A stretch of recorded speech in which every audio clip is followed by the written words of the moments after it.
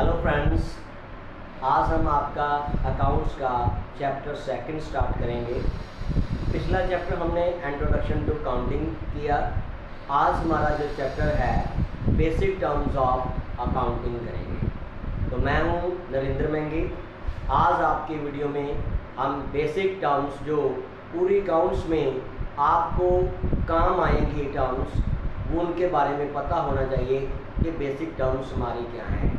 ये पूरे अकाउंट्स में हमें आगे जाके काम आने वाली है। तो ये बेसिक टर्म्स ऑफ काउंटिंग क्या चीज़ होती हैं, जिसमें फर्स्ट जो है हमारा पॉइंट वो है बिजनेस ट्रांजैक्शंस। तो बिजनेस ट्रांजैक्शंस क्या होती हैं? ये हमारी इकोनॉमिकली ट्रांजैक्शंस होती हैं, जहां हम गुड्स एंड सर्विसेज को मनी के साथ एक्सचेंज करते हैं। जिसमें मनी का लेन देन होता है, वो जब हम गुड्स और सर्विसेज का एक्सचेंज करते हैं, एक पार्टी दूसरी पार्टी के साथ एक्सचेंज करती है, तो उसको किसी न किसी बुक में रिकॉर्ड किया जाता है, जिसको हम जर्नल भी कहते हैं। तो जब हम ये फाइनेंशियल ट्रांजैक्शंस को बुक्स में रिकॉर्ड करते हैं, तो उसको हम क्या कहते हैं? बिजनेस ट्रांजैक्शंस, जिसमें purchase of goods, sale of goods, paid to creditors, receive from creditors, these are many transactions जो है ये इनको हम बिजनेस ट्रांजैक्शंस के नाम से जानते हैं। कोई भी हमने अकाउंट्स का काम करना है, एक पार्टी के साथ दूसरी पार्टी का जो लेन देन होता है, जिसमें हमने मनी के साथ एक्सचेंज करना है, तो वो हमारी बिजनेस ट्रांजैक्शंस होती हैं। सेकंड पॉइंट है हमारा कैपिटल। तो कैपिटल क्या है? ये कैपिटल को हम पूंजी के नाम से जानते हैं। आपने एक बात याद रखनी है कि जो बिजनेस किया जाता है, अर्थात जो व्यक्ति की शॉप है और व्यक्ति, ये दोनों एक दूसरे से अलग अलग होते हैं। जैसे मैंने कोई शॉप खोली है, कोई दुकान काम किया है, मैं और मेरी शॉप अलग अलग होती हैं। मान लीजिए आपका स्टूडेंट, मैं आपके स्टूडेंट्स की बात करता हूँ, आप स्कूल में स्टडी करते हो, तो जो फीस जमा करवाते हो उसकी आपको एक रसीद मिलती है। उसके ऊपर किसी प्रिंसिपल सर का, किसी टीचर्स का, किसी कैशियर का नेम नहीं लिखा होता, उसके ऊपर स्कूल का नेम लिखा होता है।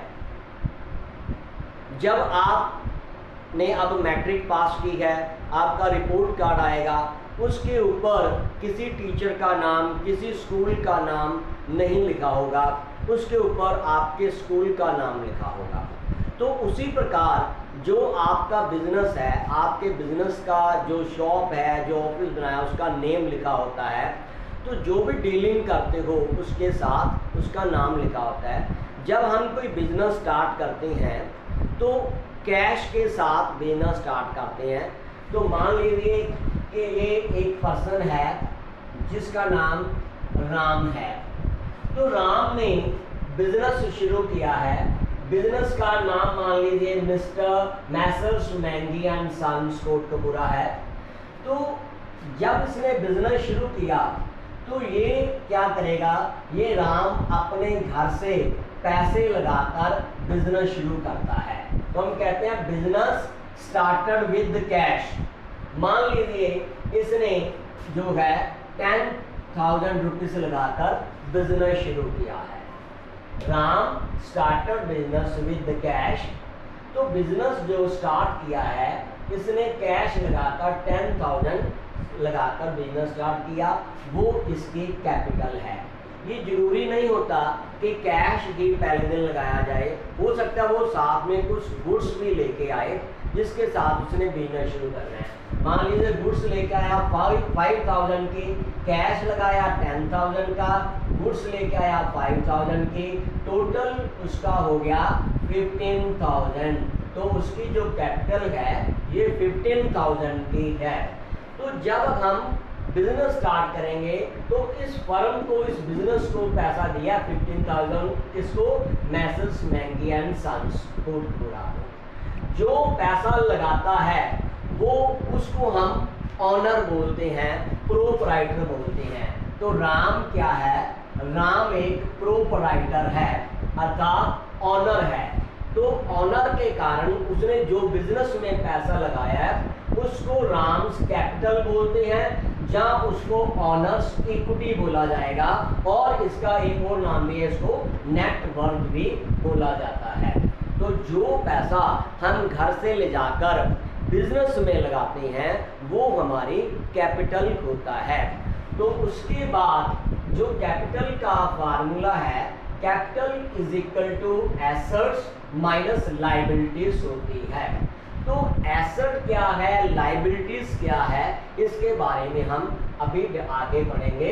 तो एसेट्स और लायबिलिटीज के विषय में अब हम दोबारा आगे पढ़ेंगे। नेक्स्ट पॉइंट है ड्राइंग्स। तो ये ड्राइंग्स क्या चीज होती है, मैंने अभी बताया, वही एग्जांपल ले लेते हैं राम की।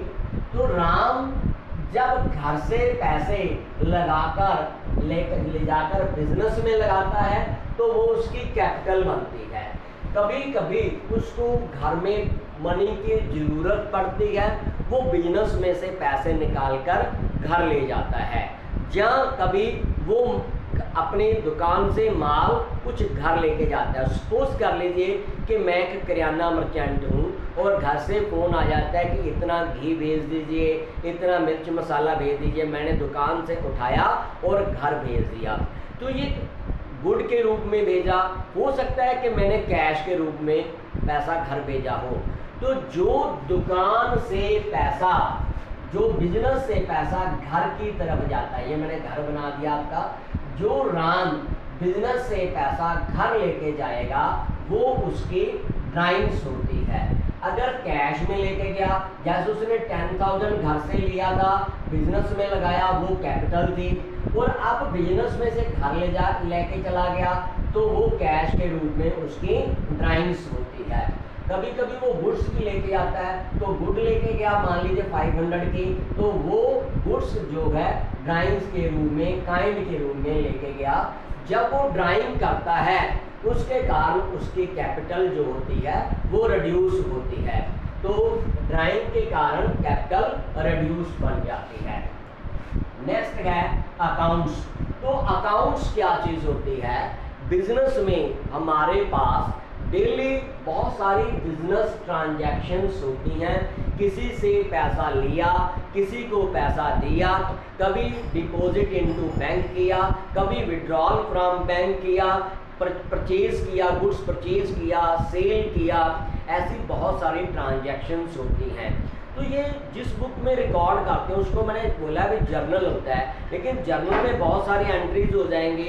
तो कभी हमें अपना हिसाब किताब देखने के लिए बहुत सारी प्रॉब्लम्स क्रिएट होगी। इसके लिए हम हर एक चीज़ को अलग अलग कर देते हैं, क्लासिफाइड कर देते हैं। तो उसको हम एक हेड के नीचे लेके जाते हैं, अर्थात जितनी भी हम माल सेल करते जाएंगे, चाहे वो कैश किया है या क्रेडिट किया है, तो वो हम सेल काउंट में लिखते जाएंगे। जितना भी ड्यूरिंग द ईयर हम गुड्स परचेज करेंगे तो वो सारा एक जगह इकट्ठा लिखते जाएंगे। उसका हेड होगा परचेज अकाउंट। जितना माल सेल करेंगे उसका हेड होगा सेल्स काउंट। जो कैश के रूप में आएगा उसको लिखेंगे कैश काउंट, जिसमें ये रिसीव्ड भी हो सकता है और पेड भी हो सकता है। तो ये डेबिट और क्रेडिट को शो करेगा, अर्थात रिसीट एंड पेमेंट को शो करेगा। ये सभी अपने जो एक अलग इंडिविजुअल बेस के बेस पर हम हेड के नीचे शो करते हैं उसको हम अकाउंट कहते हैं। मान लीजिए मैंने बिल्डिंग किराए पर लिया है, एवरी मंथ मैं रेंट पेड कर रहा हूँ, तो उसको एक जगह अलग शो किया जाएगा और उसका हेड होगा रेंट काउंट। जो मेरे वर्कर्स काम कर रहे हैं उनको सैलरी दे रहा हूँ, उसका हेड अलग हो जाएगा सैलरी काउंट। तो इस प्रकार जो हम अलग अलग इंडिविजुअल बेस पर हम इंडिविजुअल तौर पर हेड बनाते हैं उसको हम कहते हैं अकाउंट्स। ये salaries count, rent count, purchase count, sales count, there are many accounts होते हैं जो बिजनेस में हम लगाए जाते हैं। नेक्स्ट आता है हमारा लायबिलिटीज। लायबिलिटीज क्या होती है, लायबिलिटी एक बर्डन है। लायबिलिटी क्या है, एक बर्डन है जो कि ओड बाय बिजनेस, जो बिजनेस ने पे करनी होती है। तो लायबिलिटी जो बिजनेस ने आउटसाइडर्स का या इंटरनल पार्टीज का पैसा वापस करना है, वो हमारी लायबिलिटी होती है। So there are two types of liabilities. First है नॉन करंट लायबिलिटीज, सेकंड है हमारे करंट लायबिलिटीज। तो नॉन करंट लायबिलिटीज क्या होती है? Non current liabilities are those liability which we pay after 1 year, जो कि हम 1 साल के बाद पे करते हैं, अर्थात 12 मंथ्स के बाद हम पे करते हैं। तो वो हमारी लॉन्ग जो है नॉन करंट लायबिलिटीज होती है। जैसे डिवेंचर्स के पैसे वापस करने हैं, हमने किसी का लॉन्ग पीरियड से कर्ज लिया है लॉन्ग पीरियड के लिए, तो उसका पैसा हमने वापस करना है, तो नॉन करंट लायबिलिटीज होती है, जिसको आफ्टर 1 ईयर पैसा वापस करते हैं। सेकंड है हमारे करंट लायबिलिटीज। तो करंट लायबिलिटीज क्या होती है? Current liabilities are those liability which we pay within 1 year, जो 1 वर्ष के अंदर अंदर 12 मंथ्स के अंदर अंदर पे करते हैं।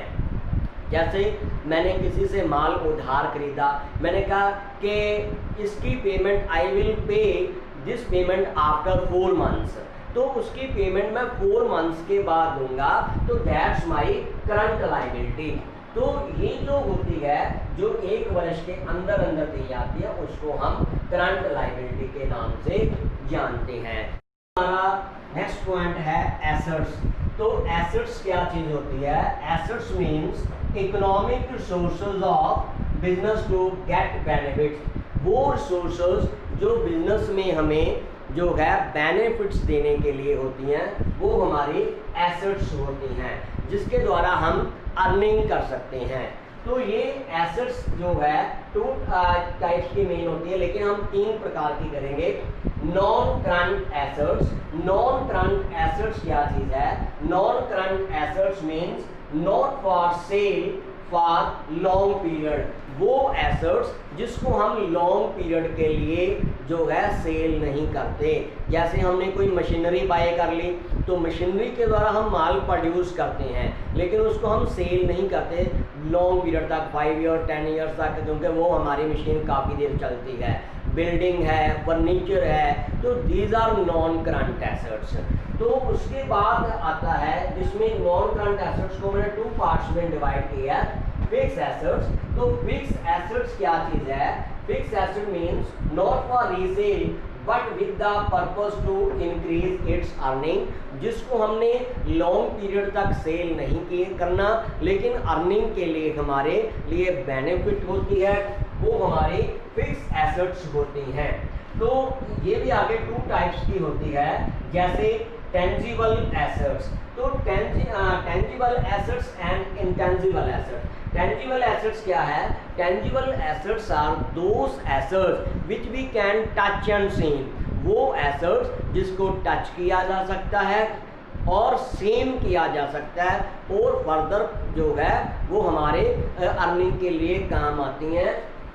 तो टेंजिबल में मशीनरी आ गया, बिल्डिंग आ गया, प्लांट एंड मशीनरी है, फर्नीचर एंड पिक्चर है, तो दीज आर टेंजिबल एसेट्स, इनको टच एंड सीन किया जा सकता है। उसके बाद आता है intangible assets. Intangible assets are those assets which we can't touch and seen, जिसको हम ना तो देख सकते हैं और ना ही उसको टच कर सकते हैं, लाइक दैट गुडविल।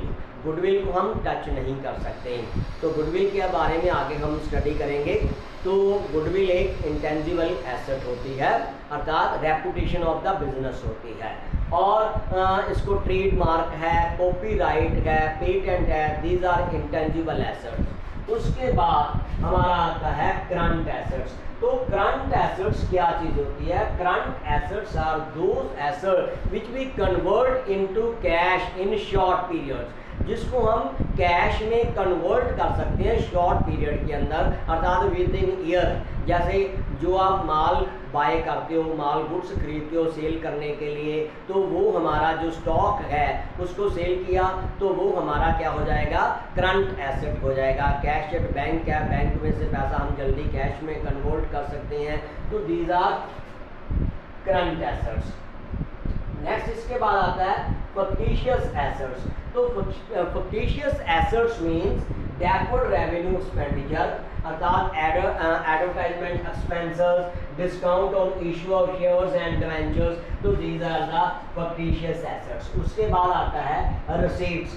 तो receipts means अमाउंट रिसीव्ड और रिसीवेबल, जो हमने अमाउंट रिसीव्ड कर ली, या रिसीवेबल का है जो गुड हम सेल करते हैं तो उसके बदले में हमें जो पैसा मिल गया या मिलने वाला है, दैट्स वाई जो है रिसीट्स होती हैं।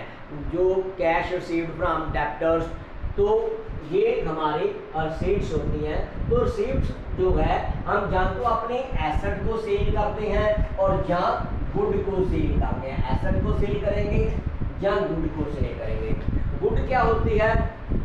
जिस चीज़ का मैं बिजनेस करता हूँ वो मेरे लिए गुड है, अर्थात मैं अगर फर्नीचर का काम करता हूँ तो फर्नीचर मेरे लिए गुड है, क्योंकि मैंने फर्नीचर को सेल करना है। कपड़े का माल, कपड़े का व्यापारी हूँ तो कपड़ा मेरे लिए गुड है। तो सीमेंट का काम करता हूँ, सीमेंट मेरे लिए गुड है। जिस चीज़ का बिजनेस किया जाता है वो जो माल शॉर्ट पीरियड में हमने सेल करना है तो उसको हम गुड बोलते हैं, और उससे जो पैसा मिलता है उसको हम रेवेन्यू रिसीट्स कहते हैं। दूसरा होता है एसेट्स। तो एसेट जिसको हम लॉन्ग पीरियड के बाद सेल करते हैं, मान लीजिए मैंने मशीन जो है वो सेल कर दी आफ्टर सम ईयर्स, या फर्नीचर सेल कर दिया, अगर मैं फर्नीचर का व्यापारी नहीं हूँ तो मैंने फर्नीचर सेल कर दिया, कंप्यूटर सेल कर दिया, बिल्डिंग सेल कर दी, तो दीज आर माई एसेट्स। अगर एसेट्स को बेचकर पैसा कमाया जाता है तो उसको हम कैपिटल रिसीट्स कहते हैं। गुड को बेचकर पैसा कमाया जाता है वो रेवेन्यू रिसीट्स है, और एसेट को बेचकर पैसा कमाया जाता है वो मेरी कैपिटल रिसीट्स होती है। उसके बाद आता है डेब्टर्स। तो डेटर्स जो है, यहाँ पर टी जो है ये साइलेंट वर्ड है, इसको जो है डेटर्स पढ़ना है। बी जो है, बी इसका साइलेंट वर्ड है, तो डेटर्स पढ़ना है। डेटर्स वर्ड जो है ग्रीक वर्ड डेबिटो से बना है, जिसको हम डीआर से रिप्रेजेंट करते हैं। और डेटर्स कौन होते हैं? अगर मान लीजिए कि ये जो राम है जिसने बिजनेस चला रखा है, ये किसी आदमी को गुड सेल करता है, इसने गुड सेल कर दी, और जिस व्यक्ति को इसने माल सेल किया है वो कहता है कि I will pay this bill after 4 months. तो राम ने इस व्यक्ति से पैसे लेने हैं, अर्थात ये राम है, राम ने माल किसको सेल किया? मान लीजिए मोहन को किया। तो मोहन को जब माल सेल किया, उधार किया, तो मोहन ने कहा कि I will pay this amount after 4 months. तो Mohan is the debtor of Ram. Mohan जो है वो राम का डेटर है, जिसने कुछ समय के बाद इसको पेमेंट देनी है। नेक्स्ट पॉइंट है क्रेडिटर्स। तो क्रेडिटर्स जो है ये हमारी करंट लायबिलिटी है। डेटर्स हमारी करंट एसेट है, क्योंकि हमने विद इन 1 ईयर काम करना होता है। क्रेडिटर्स वो है जिसको हमने विद इन 1 ईयर पेमेंट करनी होती है। तो क्रेडिटर वर्ड जो है ये क्रेडिटो वर्ड से लिया गया है, जिसको हम CRB लिखते हैं। क्रेडिटर्स कौन होते हैं? जैसे ये राम है जो बिजनेस चला रहा है, ये सोहन से माल परचेज करता है, सोहन से माल परचेज करता है, उधार परचेज किया, क्रेडिट माल इसने परचेज किया। और राम ने सोहन को कहा कि जो मैंने माल उधार खरीदा है उसकी payment I will pay this bill after 5 months. तो राम ने सोहन को कह दिया कि इसकी पेमेंट मैंने आफ्टर 5 मंथ्स करनी है। सोहन ने इसका पैसा लेना है राम से। So Sohan is the creditor of Ram. तो ये हमारी करंट लायबिलिटी होती है। तो अब याद रखना है, डेटर्स जिन लोगों ने राम का पैसा देना है, क्रेडिटर्स जिन लोगों ने राम से पैसा लेना है। राम क्या कौन है? Ram is owner of the business, proprietor, Ram दुकान का मालिक है। तो ये हमारा डेटर्स करेक्ट हुआ। तो आज की वीडियो में हम इतनी ही जो है ये टर्म्स करेंगे, तो अगली टर्म्स हम नेक्स्ट वीडियो में करेंगे। अगर ये मेरी वीडियो आपको अच्छी लगी तो आप मेरा जो चैनल है इसको सब्सक्राइब कीजिए और बेल आइकॉन भी दबाएं ताकि आपको आने वाली सभी वीडियोस मिलती जाएंगी। थैंक यू बेटे, ओके बाय।